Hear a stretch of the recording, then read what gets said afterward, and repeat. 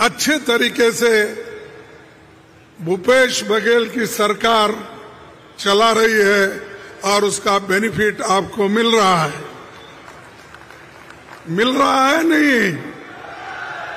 अरे जरा जोर से बोल रहे, मिल रहा है तो बोलो, नहीं है तो नहीं बोलो। मिल रहा है तो ये याद रखिए, जब मिल रहा है तो इसको याद रख के आगे आपको कदम बढ़ाना है।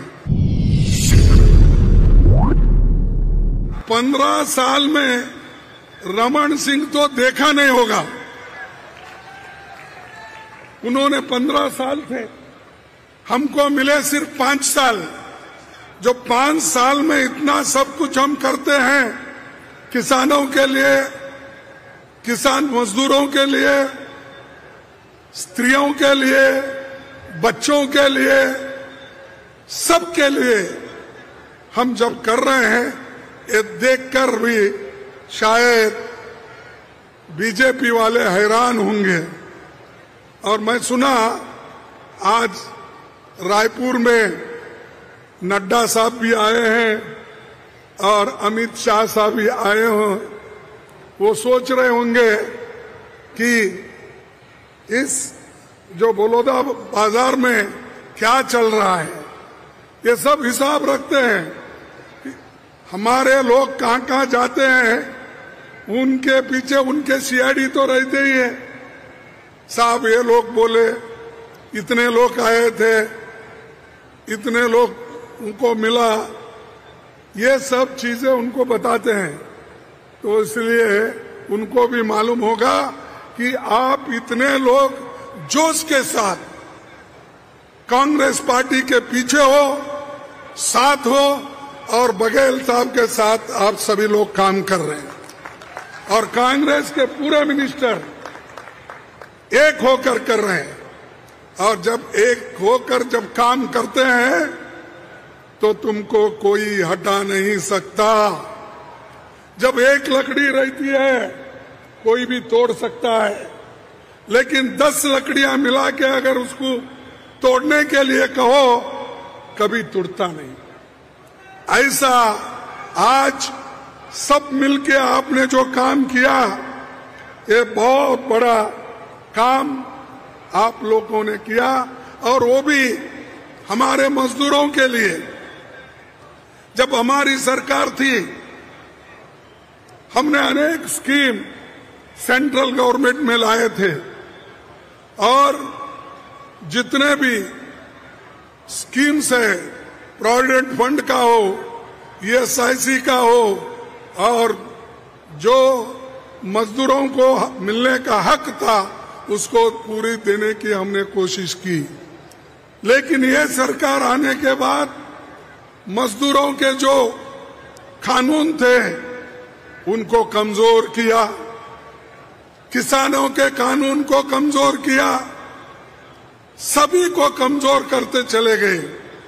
सिर्फ अमीरों के लिए जो कानून बनना उसको बनाते गए, उनको जो फायदा देना वो देते गए, लेकिन गरीबों के बारे में कभी नहीं सोचा।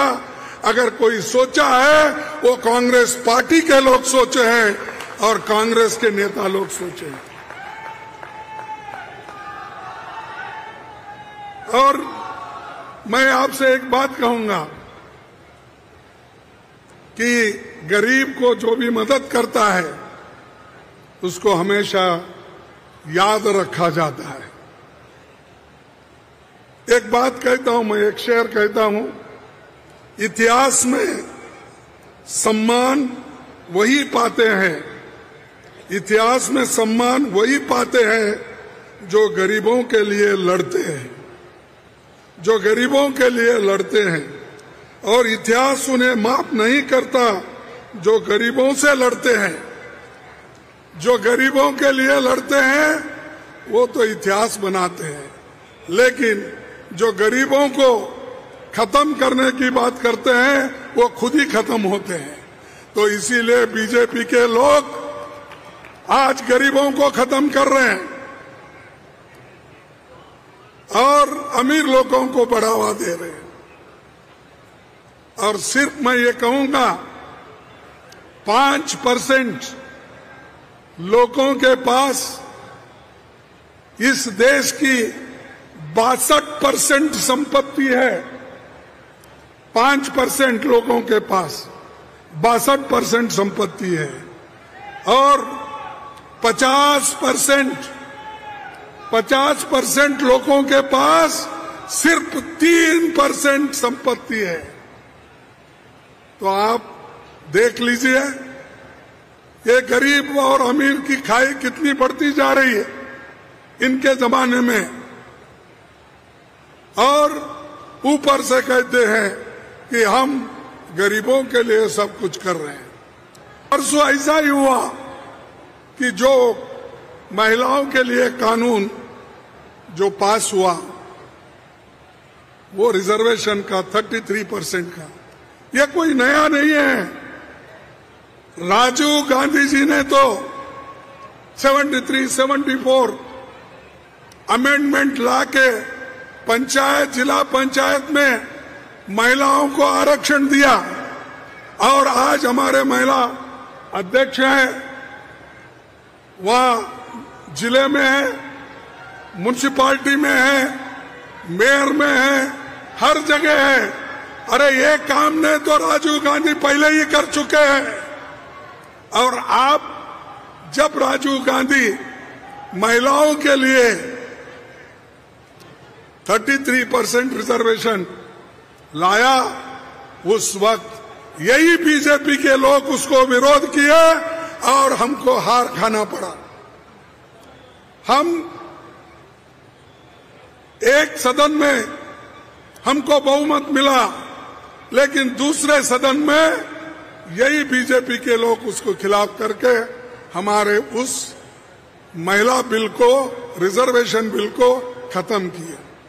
आज छाती ठोक के कहते हैं कि हमने किया, और कब करने वाले हैं?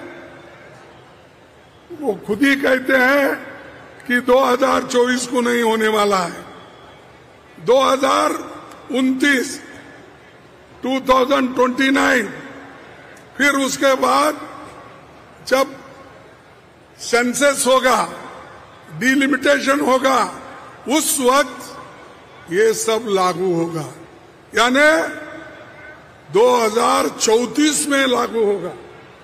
इसका मतलब यही है कि अगर इनको देने में, महिलाओं को सपोर्ट करने में, महिलाओं को रिजर्वेशन देने का अगर इनके पास इच्छा शक्ति है तो आज ही वो लोग कर सकते हैं। हमने उसी लिए पार्लियामेंट में अपने मुद्दा रखा, राहुल जी रखे, सोनिया जी रखे।